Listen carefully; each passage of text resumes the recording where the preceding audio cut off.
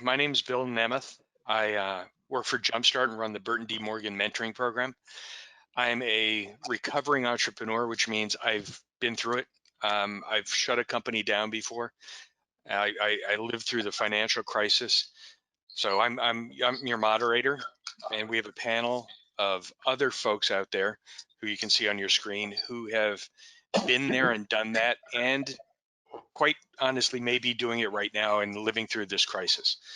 So just a little background. We're talking about when to wind down your business. This isn't a how. How is a clinical set of steps, unpleasant steps that you take to do it. It's not pertinent here. You got to get through the decision to do it or not to do it.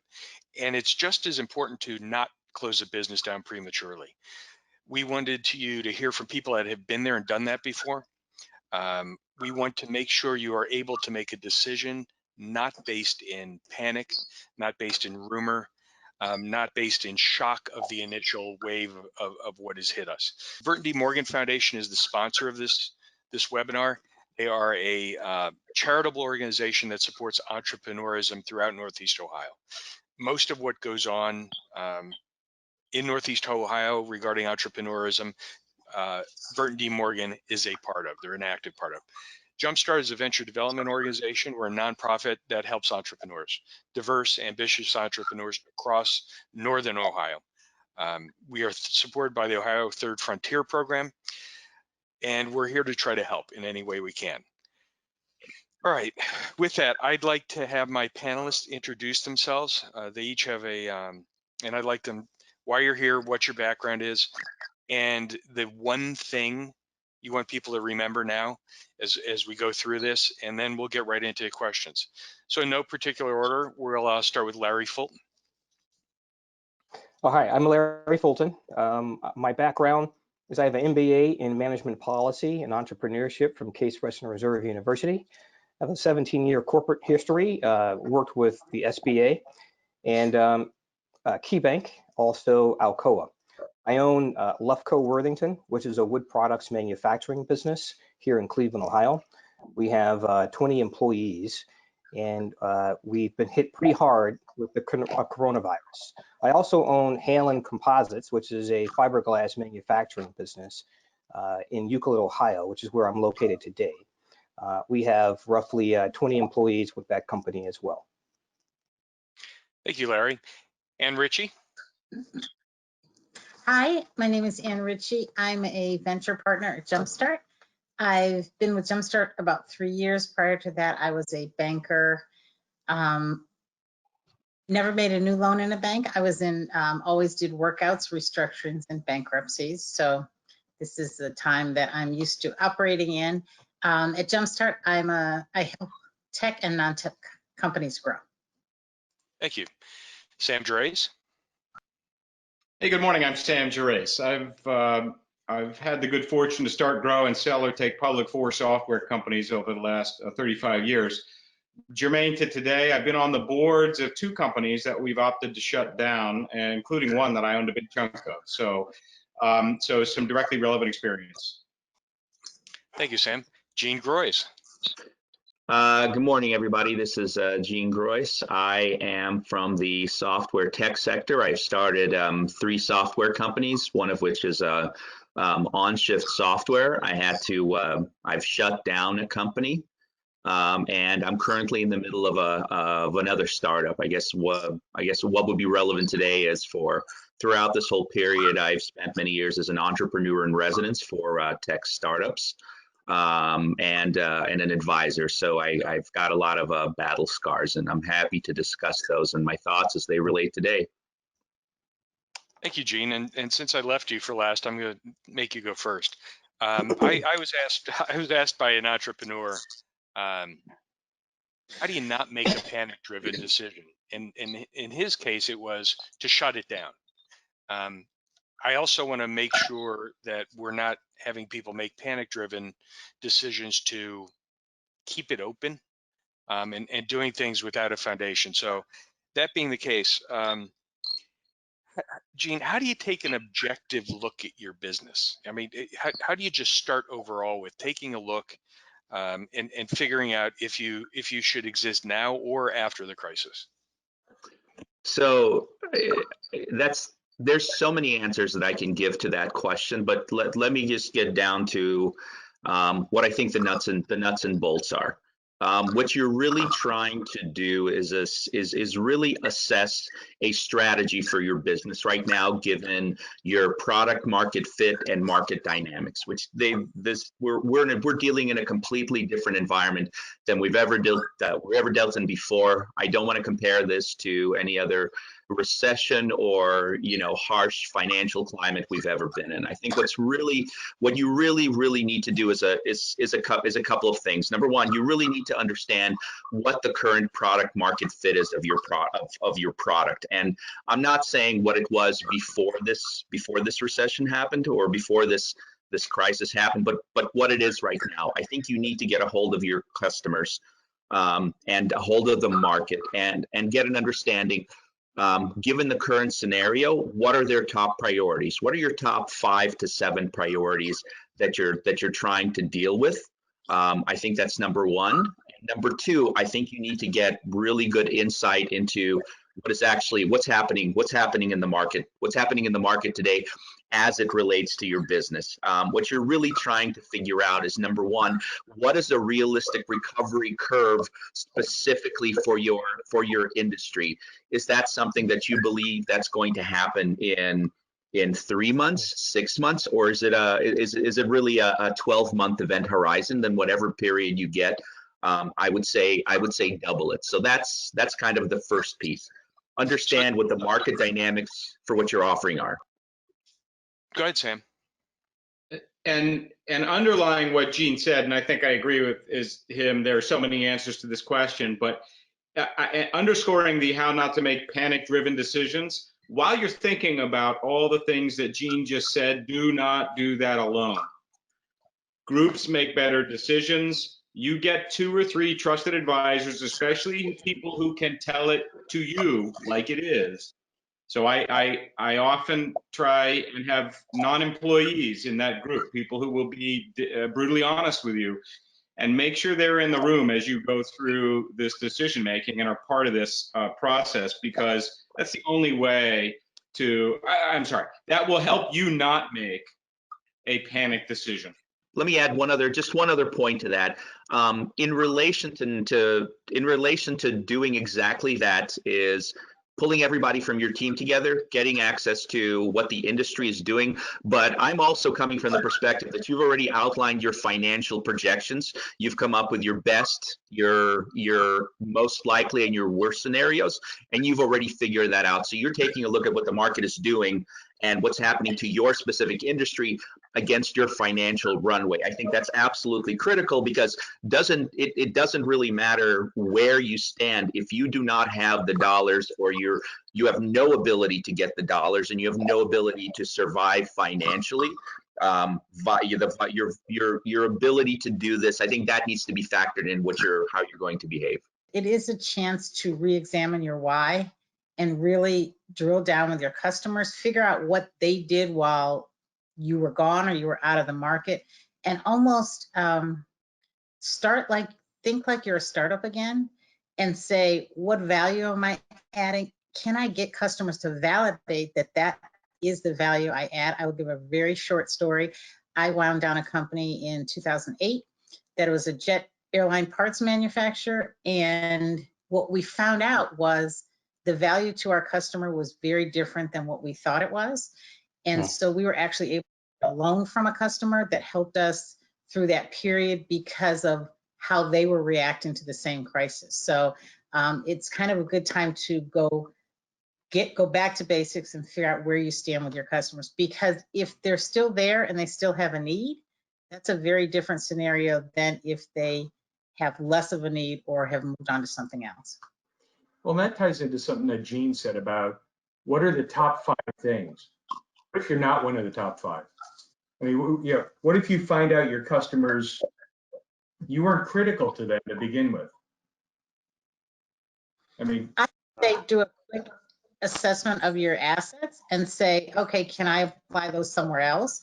if my customers don't value me anymore, do I still have assets, physical or intangible, within my organization that will be valuable in the new world or the new existence? Yeah, and I like the assessment. Larry, where does time come into this? Timing? Time, do you wait? Do you see if it gets better? I mean, Oh, yes. do you run harder, faster? Timing is absolutely critical. The time of essence in the appropriate decision making is not something that you want to slow off, because if you do wait, that waiting period could be very costly. It could lead to additional expenses, lost margin, lost employees, lost suppliers, customers. It could also lead to business closure or even bankruptcy. So in my opinion, acting very quickly, decisively, using data to help drive your decision is very important. What kind of data do you look at? So what I do is I look at the big five: cash, accounts receivable, accounts payable, inventory, and employees. Now, obviously, embedded in there are certain fixed costs, but when you're looking at your cash, I started restructuring all my debt payments. I looked at my cash flow. I looked at my lease expenses, my lines of credit in terms of access to potential cash, talking with my bankers, looking at accounts receivable. We're talking with all of our different customers to drive our cash into our business as fast as you possibly can. If something is wrong with our customers, we need to know it as soon as possible in terms of their repayment capability. We're not only doing a 30, 60, 90 review on our AR, we're looking at anything that's past 1 day past due. On accounts payable, the absolutely incredible idea for us to do is to work with all of our suppliers, because we're having an issue. They're having the same types of challenges and concerns that we're having as well. So we're trying to push out payments. We're trying to renegotiate our terms. We're looking at other opportunities to help preserve as much cash as we possibly can. And on inventory, we're looking to drive inventory down as possible. Our payments, consignment programs, reducing our criticality of what we're purchasing. And then on employees, if you have to cut employees, we have to do it fast and as deep as possible, and keeping those individuals that are critical to our businesses. So there's a lot of other things that I look at as well, but I start off with the big five, and then within there, we look at different expenses, different financial measurements as well, like KPRs, and a lot of different analytics to help drive our decision. Let me also. Wait, Sam, go ahead. On timing, it can be very critical, especially in something that unfolds that has such high uncertainty like this crisis week to week. Getting out ahead can be very important. I chair the board of a few nonprofits, and I advise a few others, and 3 of them got their loan documents in quickly, and 1 of them didn't, and is not clear that they will get the money from the CARES Act. And it was just a matter of being able to react, several days earlier. I mean, when the tsunami hit in Japan, the earthquake hit in Japan, everybody expected Honda and Toyota to be able to they were much stronger companies. Nissan gained 9% market share, if my recollection is correct, during that crisis. And the reason is they had a crisis plan 15 minutes after the magnitude of the earthquake was assessed. They had wound up their crisis center, and within 1 hour, they had an email out to every major facility saying, send 2 people to Japan, get them on the airlines, get them here. We need to engage the crisis response center. That allowed them to do a faster assessment of their supply chain, which was their biggest risk. And they came out far ahead because they could deliver automobiles, and they got these things done faster than their competitors. So time is critical. Gene, you had a comment? Yeah, so the other thing I would say is, and I'm really talking to earlier stage startup companies that have less cash and need to do a little bit more predicting. What you need to do is you don't just need to figure out how your customers will impact your business. You need to figure out how your customers' business is going to be impacted and what challenges they're going to have, because that's going to have a direct impact on your ability to execute on these things. You can call your customers, you can try to get a hold of them, and you can try to set up these plans. But let me tell you, if their business is going to be wrecked by what's going on, your ability to then sell to them is going to be just as impacted. I just read an article on Business Insider that said that the number one, it talked about just esoterically what are the issues that sales folks are facing today, and it basically said the number one issue is that the executives that we're dealing with are literally ghosting them. That was the word that I read in the article. And the thing that drives that is if you understand their business and what's happening with their side, then you're going to have a better understanding of what your ability to do, and you need to factor that in into how long you can survive and what your next move should be as to the viability of your business. Yeah, and I'll add that I've had these discussions. They're horrible, but you will get answers. Talking to a customer in terms of, what are you doing internally? Are you going to need us? How much longer do we have? Things like that, they will actually answer you at this point. I mean, because a lot of the people that you've dealt with are now in fear of losing their jobs. They know what's going on. They may have been told, we're going to wipe a third of our staff and all of our outside services are going with it. Or we got a spending moratorium for a year. That's got to factor into what you're doing. I know a lot of the startups out there, quite frankly, a lot of the manufacturers out there have a big customer. Could be 80% of your revenue, it could be 60, but it's some enormous percentage of the revenue. That's great when you're a startup. You found somebody to bankroll you. But if you're a going concern that's several years old and still have a vast majority of your business in one customer, that was a risk before this ever happened. Now it's become a potential death sentence for you. Same thing goes with your supplier. If you got one supplier and they cut you off or say cash on delivery, or I'm shipping to my big customers first, you're little, you're done. Get ahead of it now by talking to the folks rather than having a decision made for you. Because at least you have some measure of control now that you can make a decision. Yeah, here's one tip. I'll throw out one quick tip here. Call your customers and don't say a single thing about your own business. Ask them how they're doing and what their plans are. It is about them at this point. That's going to tell you what you need to do. Larry, you look like you had something to add. Absolutely. Just communicating with your customers, communicating with your suppliers, especially if there's a concentration issue, challenge, is so important. On Lefko's side, we wound up talking to all of our customers from day one, and the information that we gathered was valuable in the 30, 60, 90-day financial plan that we winded up crafting. Matter of fact, we changed our assumptions from that to a week-to-week basis and started looking at how far we need to cut within our business based on the information feedback that we got from our customers. Our suppliers on the same side. And on Hanlon's side, we wound up doing the same thing. Now, Lefko, we have a very diverse customer base. We service a lot of different industries. With Hanlon, however, we service a lot of industries, but we have one major customer.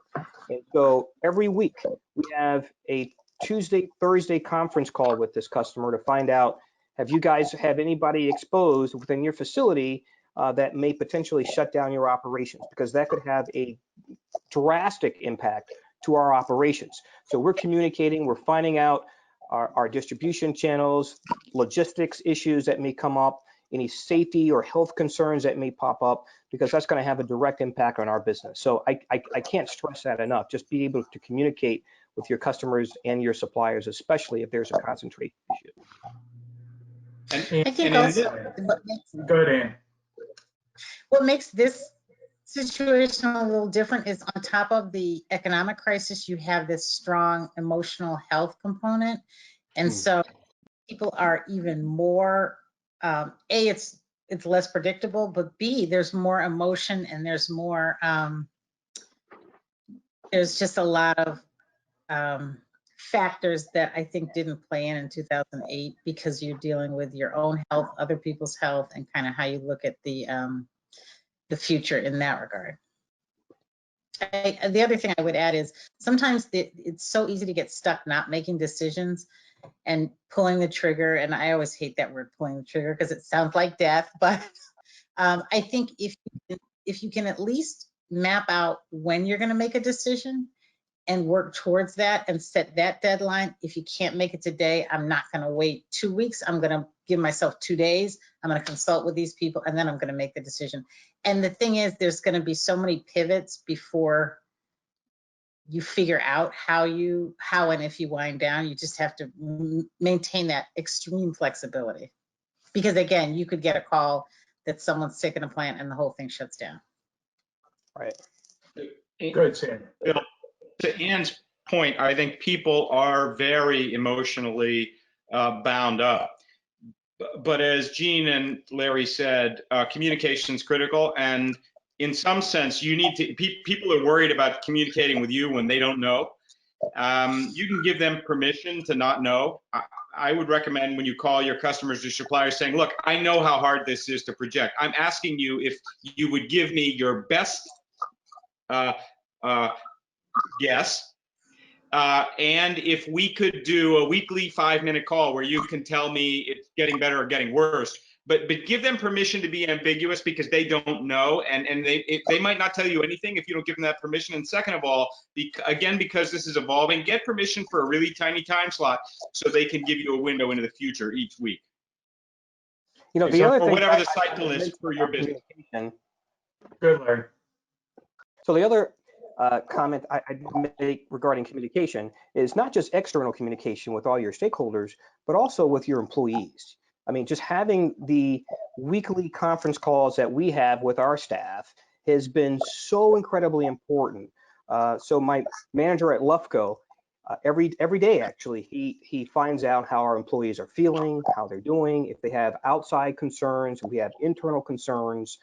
Here at Hanlon, we do the same thing. Are employees washing their hands? Are they staying 6 feet apart? Are they concerned within our operations or our productions that's not being met? Is there anything as leaders we could be doing to improve their safety and their concerns? Because, you know, and you're absolutely right. This goes beyond just the financial implications. It really is a psychology. It's really impacting people in ways that a lot of us just don't understand. So as leaders, we have to communicate. We have to bring everyone together. So. Hey, Bill, I want to, and I couldn't agree more with Larry, but I do want to say one thing, because the death of 1,000 cuts begins with paternalism on the part of your employees. Unless you're running a school, and I chair the board of 2 nonprofits that deal with low-income inner-city education programs, so there is paternalism necessary there, because those are students. But for a company, what Larry described is the right thing to do, which is bring the employees together, keep them, they're adults, keep them fully informed, and let them express their concerns. Don't sit apart from them and decide that you as the parent can figure out their concerns and know better than they do.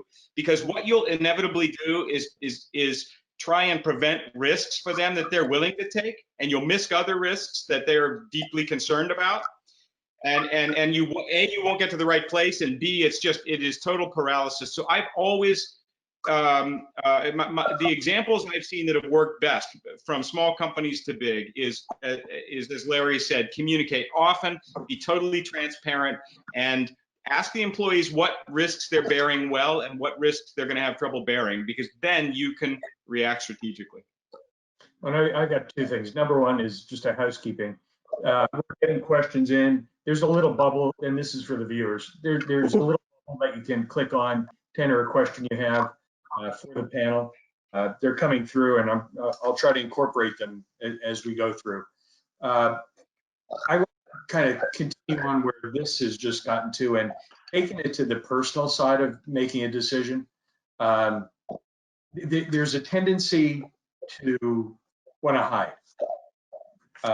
There's a tendency for a CEO, a first-time CEO, that doesn't know what they're supposed to do to hide, because I'm supposed to know. You're supposed to have all the answers. That's your problem, not your employee's problem. That's your head playing games with you. You're not, like Sam said, you're not their parent. But your mental, physical, and family well-being is part of this decision. I've seen too many entrepreneurs make this type of situation, and I'm not talking about a crisis situation. I mean shutting down a business, period. And I'll point at Ann in a second, because she's seen this so many times. And they've taken their family, they've taken their home, their kids' college education, their marriage down with the ship. The death by 1,000 cuts is typically when it happens. You try to satisfy, you try to just get rid of one expense, or furlough a couple employees, or lay somebody off, or close a location. And then you close another one. And then a couple more people are asked to leave. And you get an environment that is toxic to your employees, but is also toxic to your mental well-being. I don't expect your family, your kids, or anybody to understand what you're going through. And you shouldn't expect them to. They can't. They can empathize, but they don't want to disturb that beast that's inside your head either. You've got to be able to find people to talk to, be it your board, be it your friends, etc. But no, you're not alone. Everybody's going through this. And don't mortgage your house and put it up on this. Don't take your kids' college education and put it against it. A business is one thing, but your family is another. Uh-oh, we lost Ann completely. She'll come back. We have technical people on this. Gene, you've been through this before. What's it like? So before I answer that question, let me jump back to what we were talking about before. If you are making a sacrifice, if you're expecting your employees to make a sacrifice, you better know what that sacrifice is going to get you. So in communicating with them, you may convince them, or they may want to take pay cuts. They may want to do all those things. They may want to see the prolonged survival of your company. But if your company is not going to be able to achieve those goals from the projected period of time that you are creating, that you've set up, that you'll be able to survive, if you won't be able to get there, then what you're really doing is you're setting everybody up for failure. You're going to come out in a much worse place. You're going to put your employees in a much worse place. You're going to put yourself in a much worse place. You're going to put your family in a much worse place. The days of running a startup on a wing and a prayer and a hope are over. Everything is operated by today is operated by your understanding of the market and your ability to execute on that, and then basically your product market fit. If those sacrifices don't help you get there according to the projections that you have made, sound projections or as sound as they can be, then you're putting everybody at risk. Now, based on that, without having that level of understanding, what you're really doing is you're creating unnecessary stress for everybody involved, for yourself, for your family.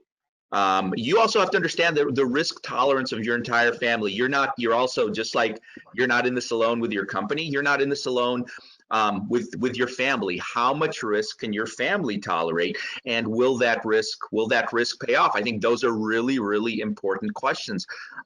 This is the time to put your, when you're coming up with these scenarios, take your optimism and put it off to the side. Put it off to the side. Don't ignore it. Don't forget about it, but put it off to the side while you're coming up with all of your projections and your customer interviews and your understanding of the market and your revising of your financials and You know, if you're going to have access to more money, and once you figure that out, then you can start including your optimism back in and bring everybody on board saying, this is if we do this, we can, based on what I know today, based on what I understand, this is where it'll allow us to get this, it'll allow us to survive, or our risk of survival is extremely low and we need to look at different options. So that's my position on this. Sam, that kind of goes right into scenario planning. We've talked about a bunch of different things. How do you get it into one format that people can actually execute?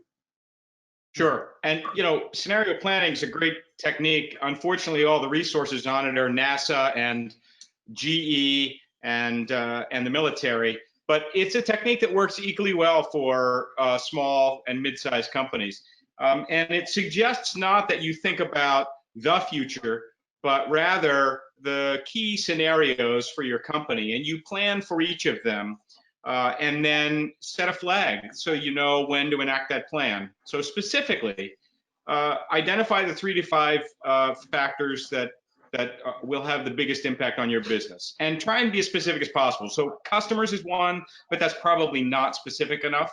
Is it your rate of new customers? Is it your the biggest 5 customers because you have revenue concentration, right? So that's one example. Another one, suppliers feels like an important one, but you've got to get specific. Ford, when they did scenario planning, identified one supplier that was actually critical to every automobile, and they were a minority customer for this supplier. The supplier predominantly supplied scientific firms, and oh, by the way, Ford bought one of their advanced compounds. So Ford had no influence over the supplier, and yet they were critical to every car, which meant that Ford had to keep a big inventory if they realized it. So the key here is identify the 3 to 5 major impactors on your business as specifically as you can, and then identify the threshold at which you have to make a decision. So for example, let's assume you have one key supplier for one key thing, and you have 1 month of inventory, and you could survive 2 months with no new product. Well, then you've got a 3-month flag. As soon as you realize that supply chain is going to be interrupted, you have 3 months to wind down and affect the business. If that supply chain is going to be interrupted for more than 3 months. So pick the 3 to 5 major scenarios. Decide what you're going to do. If that's interrupted, can you deal with it, or do you have to wind down, and how do you deal with it? And then set the flag. 3 months? Okay. Then you can put that in a drawer and not worry about it, not let it occupy, as Bill said, your mental space, or frankly, your team's space. But if you've thought about the plan, what happens, then when that flag pops up, you'll know what to do. And for each of those factors, it's useful to do something Gene mentioned, which is worst, best, mid case. What happens if the supply chain is slow? That's mid case, interrupted totally. Worst case, best case, in a crisis, it stays exactly the way it is. But if you run those quick plans, you've narrowed down your variables to 3 to 5. You don't have to think about the whole world.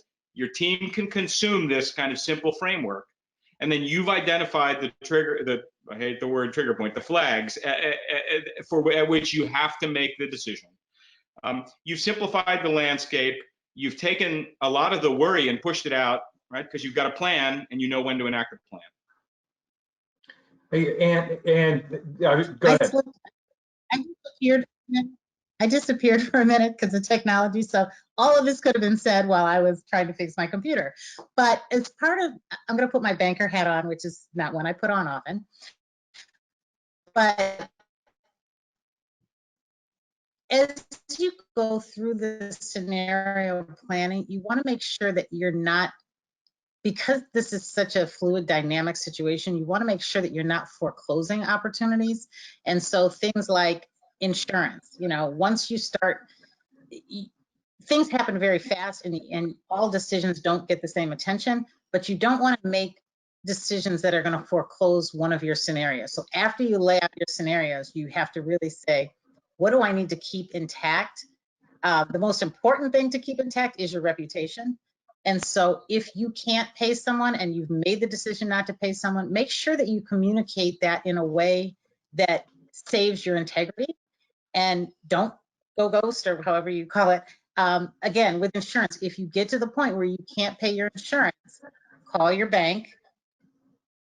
Bankers don't like to say this, but they will force place insurance so that you don't stop yourself from being able to do something in the future. I had one example with a very small business where I kept encouraging them. They said, okay, we're just going to shut down for 2 weeks. I kept encouraging them, go for the loans, see what you can get. And then 2 days after that, the governor opened up alcohol delivery, and all of a sudden they had a huge opportunity, which if they hadn't applied for the money, they wouldn't have had the money to finance it. So you just want to make sure that as you look at your scenarios, you understand what's critical to keep in place. That can be employees too. Sometimes you have to pay someone an extra week just to keep that option open for one of the paths you might end up taking. Well, let me stick on this, because one of the questions that we have is very specific, but comes right from that because of what you just said. How do you make the decision if you're a bar or a restaurant? I mean, you've seen this in your past life. You're dealing with some folks now. I mean, what are some of the critical things they need to look at? So I think one thing that when I, oh, go ahead. Go ahead. We'll start with Ann. All right, Larry, go ahead. Okay, Ann. One thing that I think about with restaurants all the time is they're scaling back to delivery models, but how long can they sustain that? Have they done the projections to understand whether that's a stopgap or whether that's something they could live with for 6 months or 3 months or 4 months? I also think this is a great opportunity for innovation and collaboration. So to the extent that you are among 3 struggling restaurants, maybe in all of this, there is an opportunity to make one stronger restaurant with 3 flavors or 3 different locations or something. So I think it is a time for collaboration. But if I were a restaurant, I would be looking at how long can I go on delivery only? Because I don't think it's something that most restaurants can shrink their overhead enough to last too long. Well, and one of the things that has come to me recently, because I know a few restaurant owners and I'm helping a couple of them out with different things. The one that has a customer list and is leveraging the customer list via email, via text, is making it. Yeah, they have a scaled back staff, but they're going to come out the other end. They've been doing a variety of, here's a menu that we have, here's a nightly special that we have, family oriented. The alcohol delivery is now part of it, growlers, cocktails. Before that, they were doing virgin version. So here's the mixer for our margarita, go buy your own tequila. They sell out every single night, 7 days a week. Oh. And they were a fine dining restaurant. Right now, they're not. But they're hitting a sweet spot in their market. And I talked to the chef owner who said, you know, I got my staff slammed. They're here. We cook, we prep, and then we have people come in waves every half hour. And every half hour time slot we got totally booked.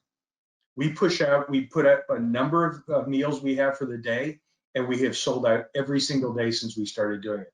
But what it took was calling his customers that were on the list and saying, hey, what can we do? How can we do it? How would you want your family fed? And hearing the difference between what people normally ordered, what they wanted. And then every day he sends out in the morning, here's what it is. Here's the special, sign up for it. And a Friday ago, they were sold out by 10 o'clock in the morning, and the email went out at 9. Well, that gave them all day to, what does my staffing look like? What extra food do I need to get in for preparation? He publishes the menu a week ahead so people can start making reservations, and now he's got trends to follow. You asked him if he's making money, and the answer is no, but he still has a staff. He's paying his rent. He's paying the fixed costs, and his variable are totally covered. He's not pocketing anything but he's not the one he's worried about. He wants to have a restaurant based on his reputation when this comes out of it. Tell you what, he's got probably the most loyal following right now in the area in which I live, because he's communicated with customers, like we've been saying, and has looked at what's the model for now, like Gene talked about. So I think if you don't have that, I don't know how you're going to make it. Yeah, and Bill, he's got a brand, he's got a customer base. Those are things of value, admittedly intangible value. And that's a reason to tread water, right? To run the business for no profit for a period of time. But if you can run the business for no profit, as Ann said earlier, it'd be a shame to cut off the option to capitalize on the brand and customer list profitably after the crisis. You know, if he were in a position where he had not been that inventive and was, you know, I think where people are going to struggle is should I personally sign a loan to survive, to have the business survive for 3 or 4 months?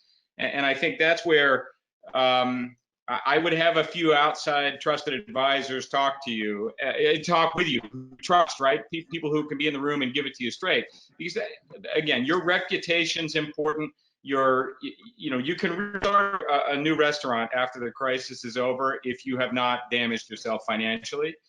And so I think, you know, really look hard in the mirror and decide whether you can tread water or whether you can't tread water through the crisis.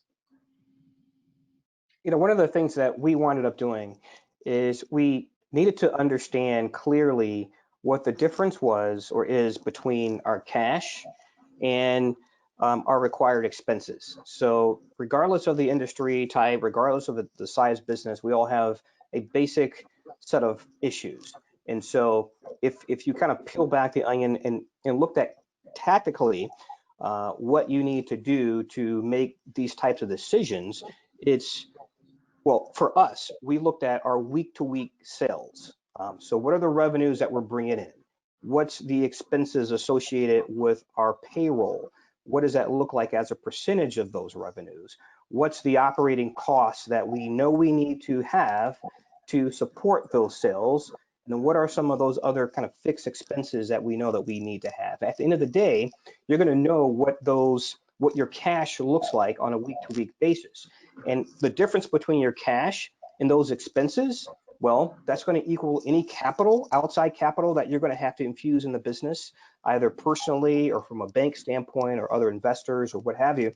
And that air ball, if you can float that air ball because of your savings, your cash, other investments that you already have, I think that's going to help allow you to make certain decisions. Secondarily, on the other side of that equation, we are also looking at a separate business that I bought in 2018 that makes a certain product that we're trying to phase and scale right now because of the opportunities. I think it's a unique set of opportunities that present itself from an organic and acquisition growth out there in the market, because most people are looking at the downside of this. But there's a flip side of this as well. There's certainly opportunities that will never exist for another, 100 years. And so we're trying to take advantage of those opportunities as well. But what's really important is the data and the analytics that we are looking and analyzing to help support certain decisions that we're trying to make. So, and I want to echo that. I've had 5 conversations in the past 2 weeks with entrepreneurs that were saying, I think I have to shut down.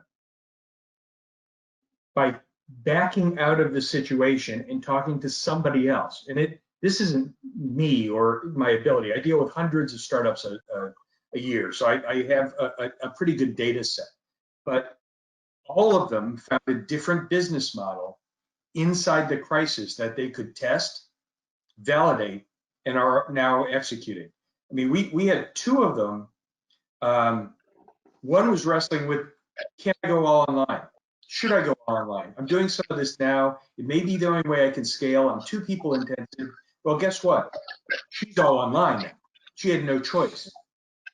We talked about what it was going to take to do that. We had talked about the path to doing that.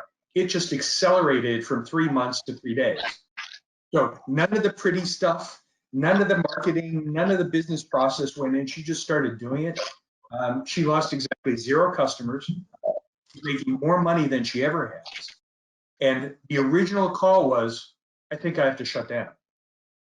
I've seen the other 4 were in the same boat. So, but what it's going to take is what Sam talked about earlier, is getting somebody outside of yourself to have that discussion, because you're buried in it right now. You're too worried about making decisions and experience to be truly objective. Go ahead, Sam.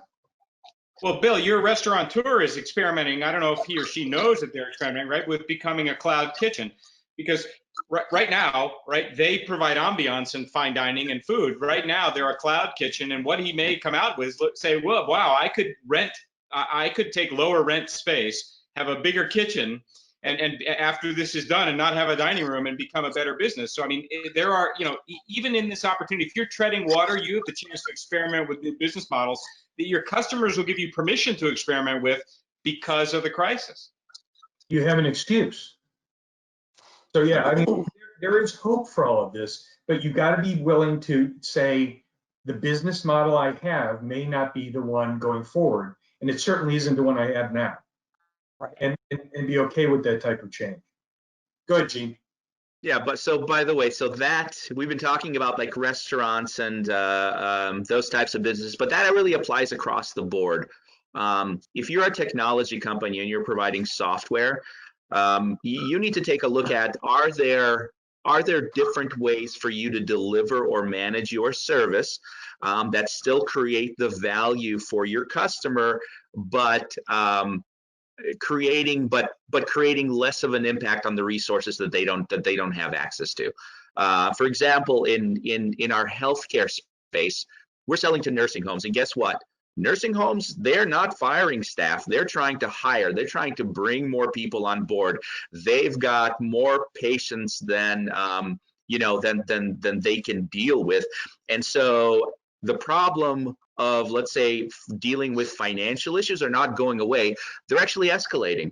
So when it comes down to technology you're delivering, is there, what we're struggling with or what we're thinking about doing is there a way for us to deliver our service where we take on a lot of the responsibilities of managing the analysis and really just providing the end output, so then they can reap the benefits of that, instead of them having to apply resources which they don't have today. So really, as a technology company, you take a look, is there a different way for you to do your business where you potentially shift your revenue, from the sale of the product or to potentially a different use of the product, but still creating the same value. So that just really takes understanding the customer and I think, like Sam said, trying new things. This is an opportunity to try new things. You can throw it against the wall, come up with ideas, and that's a potential way to survive your business. So you need to exhaust all of those options before you really make a decision on whether you want to stay open or not. And if you aren't Larry, you just heard how comfortable Larry is with cash flow, numbers. I've got to believe that Larry has 4 spreadsheets open right now on his screen. So if you're not that person, that's not embarrassing, right? I've in every one of my companies, I've had very strong CFOs. Now I'll go through a spreadsheet, fine, but here's the point: you've got to pay attention to your cash. So while you're thinking strategically, especially if you're the strategic thinker and if you're trying these new business models like Gene mentioned, make sure somebody in the room, if it's not you, is there to really think through that cash flow, because cash is king, right? You can experiment to the point where you don't have cash to experiment, and having somebody in the room to run those, to be the spreadsheet magician at that time is a critical component of that decision making. Agreed. And staying kind of down that line, Gene, I'm not sure about Larry. Sam, I did. Board, investors, how do you deal with them right now and incorporate them into your decision making? So here's the interesting news about investors. investors will be more, and this may be counterintuitive, but investors will be more understanding of the issues that you're facing, including shutting down, more so than your customers. So I think that's a piece of good news. And what that also means, that, I mean, it's not that investors don't want to lose their money. Of course, nobody wants to lose their money. Everybody still wants to make a profit. But what they're going to be able to do, if you get them involved and give them the insight, they're going to be able to give you more feedback, more realistic feedback about what the viability is to continue your business versus shutting down. If they see that you're just going to run the business ragged, drag it into the ground, and there's no opportunity, they're going to be more likely to suggest different forms of action, shutting down versus continuing, or if there's an ability. The other piece about investors always know other investors, or potentially may be able to sustain you through a period if that is a realistic scenario for your business. So what we're really saying is it comes down to a couple of things. We've talked about having your financials, and kind of understanding your runways and scenarios. We've talked about engaging your customers and knowing what they're going to do and what their businesses are looking like. And number three, engaging your investors and your mentors to give you more insight into how to handle the scenarios. You cannot make this decision in a vacuum, and you need to pull everybody in to basically help you do that. Good, Sam. Yeah, Bill, I think, again, over communicate. I think the dirty, not the dirty little secret, but right, most investors and every venture capital firm retains some money against each new investment that they want to use in the future. Now, what they're hopeful is that they'll get to invest in an up round in the future. But the fact of the matter is they'll also use that as a rainy day fund when you hit a crisis like this, but they won't use it for everybody. It's not like they're going to give everybody an equal allocation. They're going to pick their favorites who they believe are going to survive, and they're going to invest. And the same is true for, as Gene said, most investors. So here's the thing, Chris, go back to your investors, decide what your pitch is. It's not the pitch you used to have, which is we're going to be $1 billion company or whatever your pitch was. Your pitch now is here's why we're going to survive and thrive afterwards, and do that pitch well because they have cash. And if you're an asset that they believe will survive, they will invest to survive.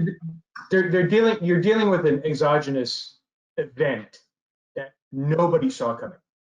And the investors understand that. If you show up in front of them saying, I need money, without a plan, you're not going to get it. Yeah, you're not going to get it. It's no different than if you have kids that went, loan me $100. Whoa, wait, for what? What are you going to use the $100 for? How am I going to get my $100 back? The investors want the same thing. It may cost you more, but it's better than the alternative. So have a plan is the key, and have a plan based in fact, based in numbers, like Larry's talked about. And if you can't develop the numbers, get somebody who can, because you're going to need them. And if you can't convince Ann when she was a banker, or your investors that you're truly sustainable, they're telling you need to go look hard at the plan. That might in fact be a signal that it is time to wind down, because they're intelligent people. They're used to looking at these plans. And if their feedback is you need to go back and check your math, you need to go back and check then it might be time to be honest with yourself. If you've exhausted every source for outside, they're a great reference point. Right? You may not think of them that way because you're trying to but they're a great reference point. They're professionals.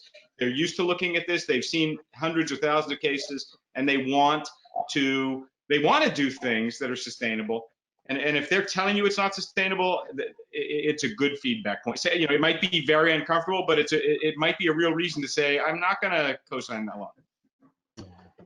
And let me add one thing. Let me flip that around. We've been talking about how to evaluate whether your business can survive and potentially the whys.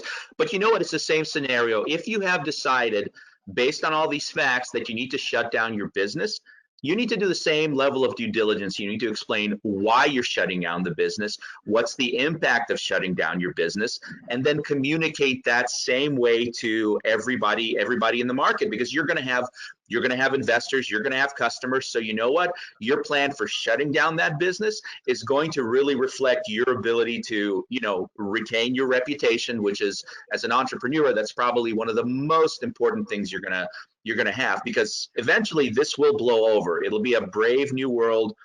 Things will be different, but you want to have the ability to then come back to the people and say, I handled this, this crisis properly. That's why you should invest in me again or work with me again.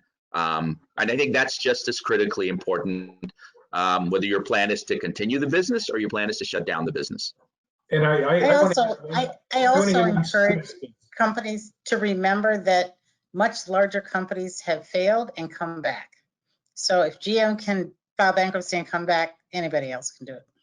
And I want to direct this at you. It's a specific question that I've heard over and over again. And I want to make sure we get this answered before we close down in 2 minutes. Business owner that has signed a personal guarantee and a loan with the SBA. How do you make the decision? I mean, you've seen it before. That's why I'm directing this right at you. Yeah. Been on the other side. What do you do? I think what you have to realize is don't get stuck in digging the hole deeper. Banks will work with you. Most banks take guarantees to get your commitment as opposed to get your assets. If they want your assets, it probably would have been a secured guarantee, secured by your house or something. So don't stay in it and dig the hole deeper because of the guarantee. Just work with your bank. They will work with you. And what they need from you is cooperation and integrity in winding it down. And then you figure out how to address the guarantee. But they will stretch it over time, maybe even forgive some of it if they got enough from the business. Any last thoughts our panelists want to share before we call an end to this?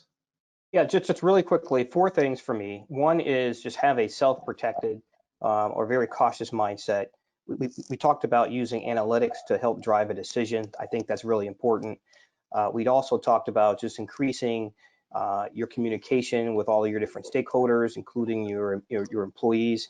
And then lastly, we also talked about just acting in a timely manner so that time is used as an asset, not a liability, and you can make appropriate decisions that way.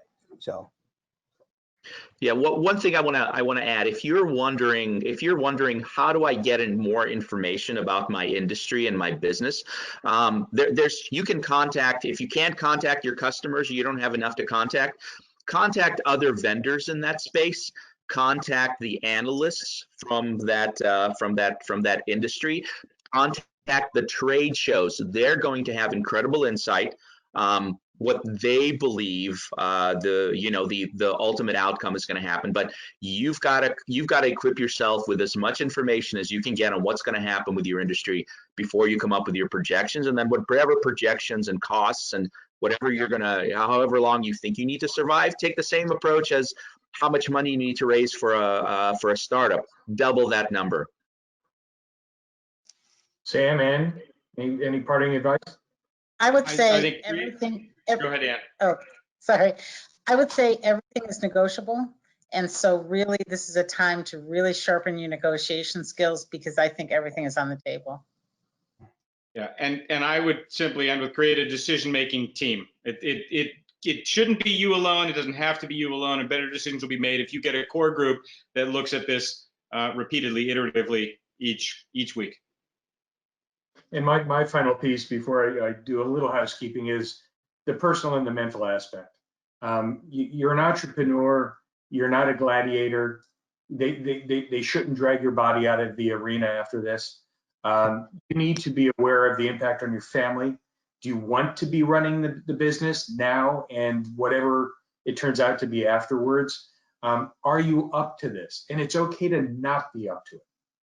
It's okay to have fought the fight and not be able to do it anymore. And you may sell it to your employees. There's a lot of ways out without just shutting the doors that you can preserve your reputation and ability to fight another day. but don't just crawl into a heap. Don't just curl up into a ball and ignore everything, because that could just be the sign of clinical depression rather than an inability to run the company. And everybody out there has the right to clinical depression at this point. Everyone. So it's not a badge that you wear out of shame or anything. Get help if you need it. The help's out there. It may be just a peer group, but don't let this impact you and your family negatively. Finally, I want to thank the panelists. I want to thank all the attendees. With that, everyone stay healthy, and we feel confident we'll see you on the other side.